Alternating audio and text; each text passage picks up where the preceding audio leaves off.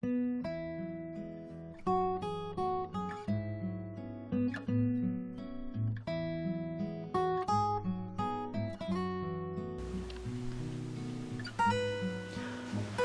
fermier Augustin Michaud a ramené la chèvre insupportable dans la bergerie.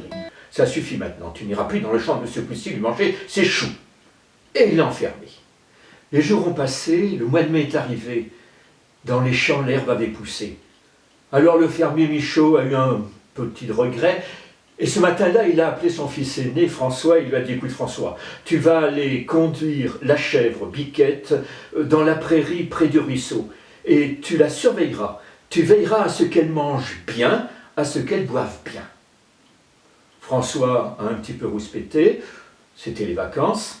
Il a obéi à son père, il a mis dans sa poche son smartphone, il est allé à la bergerie, il a mis une corde autour du cou de la chèvre et il l'a traînée.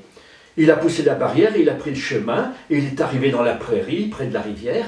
Là, il s'est assis au pied d'un saule, et tout en jouant avec son smartphone, il a quand même surveillé la chèvre. Et pendant toute la journée, la chèvre, elle s'est amusée, elle a gambadé, elle a folâtré, et elle a mangé la bonne herbe bien verte, bien grasse. Elle a bien bu, elle a bien mangé, elle a bien bu. Et quand le soir est arrivé, François lui dit « Bon, maintenant, on rentre. » Le fermier était à l'entrée du chemin.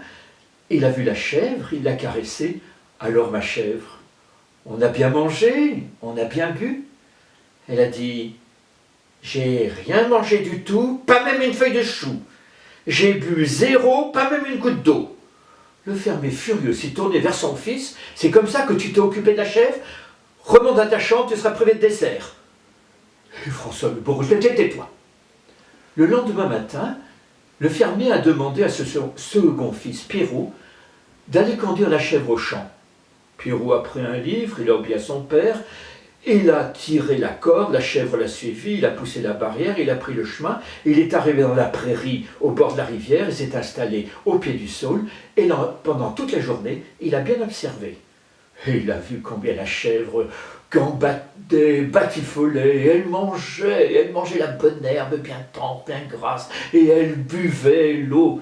Et quand le soir est arrivé, Pierrot a dit « Bon, maintenant, Biquette, on rentre. » Le fermier était à l'entrée du chemin, il a caressé Biquette.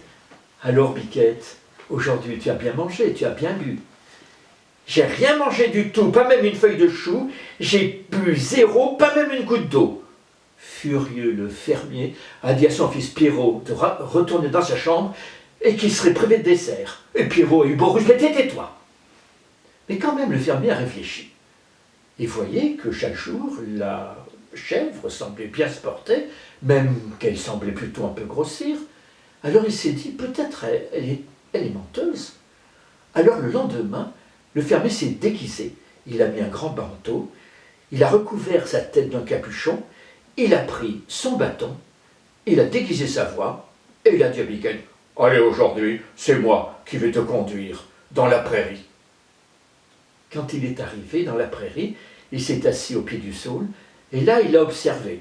Et il a vu que Biquette, toute la journée, s'amusait, gambadait, batifolait, mangeait de la bonne herbe bien tendre, bien épaisse, buvait. Et quand le soir est arrivé, le fermier lui a dit « Allez Biquette, on rentre. » Et puis, un peu avant d'arriver, il a pris les devants, il a enlevé son manteau, il a posé son bâton, il est allé vers Biquette et il lui a demandé « Alors Biquette, tu as bien mangé aujourd'hui?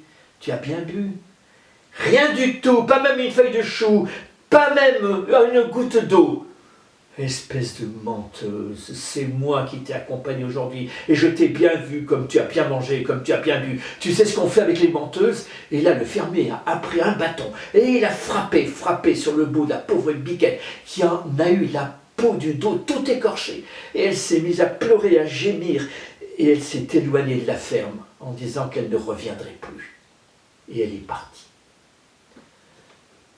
Vous connaîtrez les aventures de Biquette lundi, parce que M. Poussy, pendant le week-end, va rendre visite à sa mamie dans le village de Sainte-Colombe.